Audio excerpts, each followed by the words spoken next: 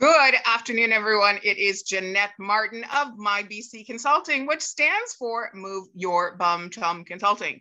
And I come on Mondays at 1 o'clock to ask people their W5 story, their who, their what, their where, their when, and their why, so I can get to know them a little bit better, and so can you, all within 10 minutes. So without further ado, who are you? Hi, Jeanette. My name is Michael Bridgman. So if you were to tell me, what are 5 who hats that you wear in this world? Who hats? It sounds like Dr. Zeus. I love I that. know it will. Yeah. So we'll start with there.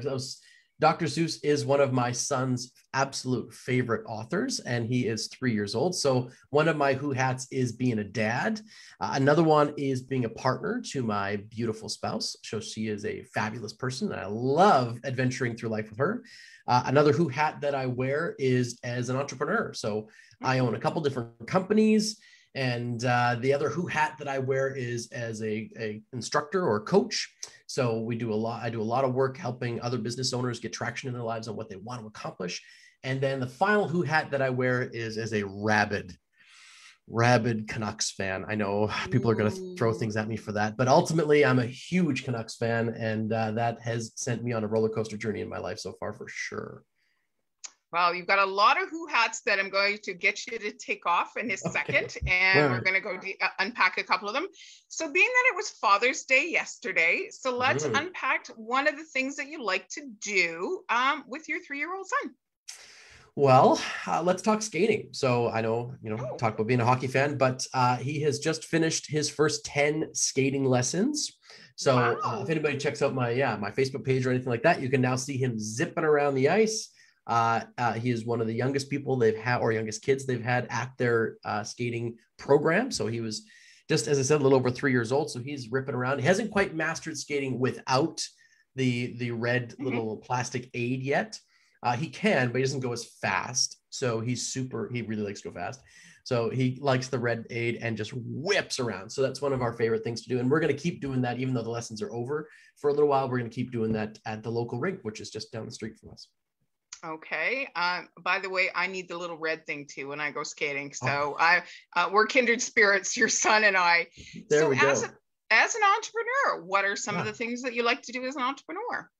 Oh, well, you know what, Jeanette, entrepreneurs are the artists of the business world, aren't we? Like, my first career was actually as a professional artist. So I was a stage actor and a film actor for many, many years. And you create something out of nothing. I mean, great artists see the world, they interpret it, and they reflect it back into the world in a different way to help shift people's perspective. And I don't think being an entrepreneur is any different.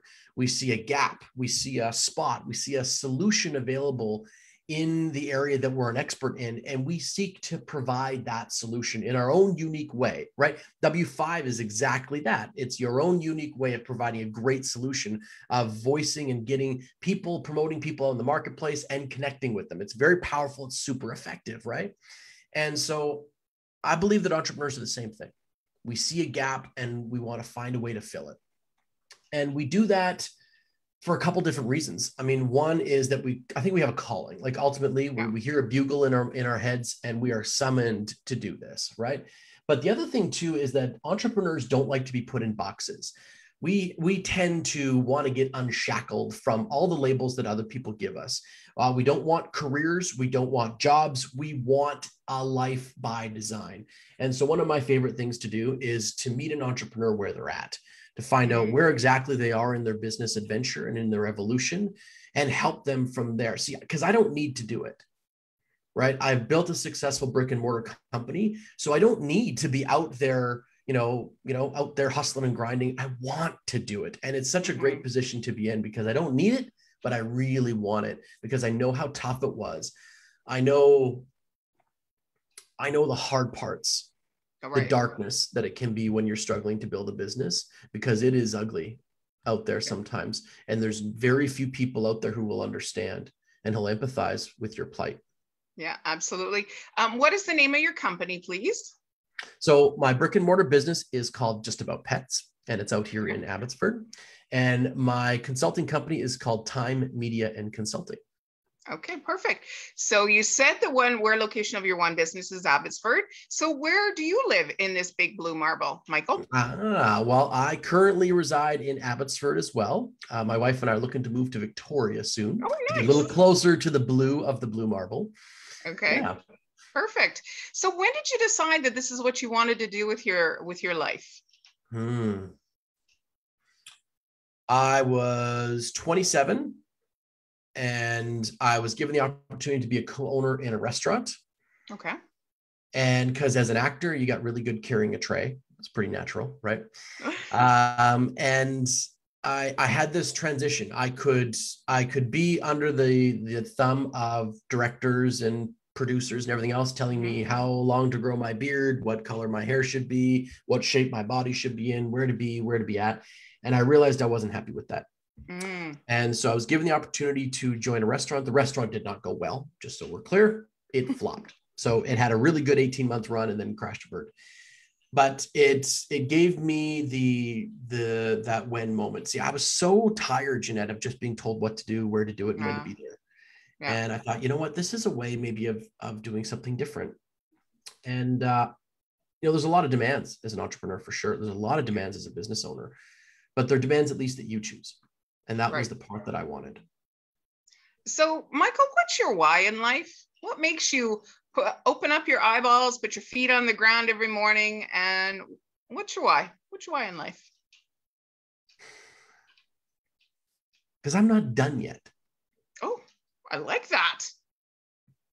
My why is, and I think our whys evolve, Jeanette, as we grow. My why had nothing to do with kids until my son arrived. And I'm about to have another one. I'm about to have a little girl tomorrow. Woohoo! So super excited about that. But I think our whys can evolve over time as our priorities start to shift. But ultimately, my big why is to inspire people that they're not freaking done yet. Like, why is it that at 23 years old, we've decided what bank we're going to go to, what career we've got, who we're going to hang out with, where we're going to live? That is total BS. Like, we're so not done yet. I believe that we're both sculptor and clay in our lives. And it is up to us to carve our best selves into existence. We weren't put on this planet. The universe didn't bless us. The God didn't bless us with what we have just to sit there and get complacent. And that drives me to push myself. And ultimately, it drives me to want to push other people too. So I go, look, Jeanette, you're not done. I'm not done. Let's go. Let's become the best version of ourselves, not an adequate version of ourselves. And I think that that's the big, huge driving factor for me. Beautiful. Well, thank you so much, Michael, for sharing a very small portion, I feel, of a very big why story. If Michael his story resonates with you and you want to go deeper in, we'll make sure that Michael puts both his websites or his contact information into the comment box afterwards. The W5 story, guys, is all about building relationships, building those connections that we can, I almost like to say, because I'm using the social media platforms, that we get to like, we get to know, and we get to trust. So feel free to give me a like on this post if you want to, and stay tuned for next Monday at 1 o'clock. I have another W5 story session with somebody else to understand just who they are and why their story matters. So thank you, everybody, for tuning in with me. And Michael, congratulations, and welcome to your little daughter tomorrow. Bye-bye, everybody. Bye, everybody.